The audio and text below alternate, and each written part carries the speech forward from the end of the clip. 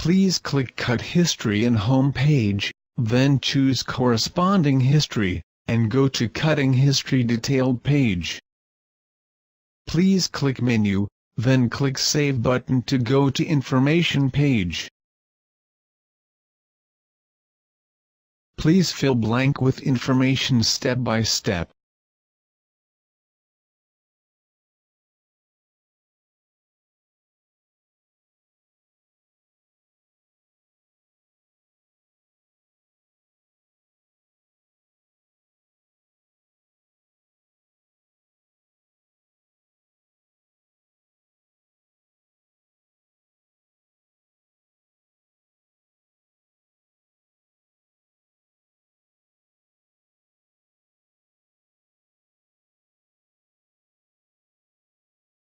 Please click Save button after finish filling. Please click Home page.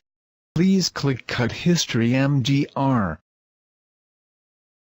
Please select corresponding records, click Cutting, and machine starts to cut.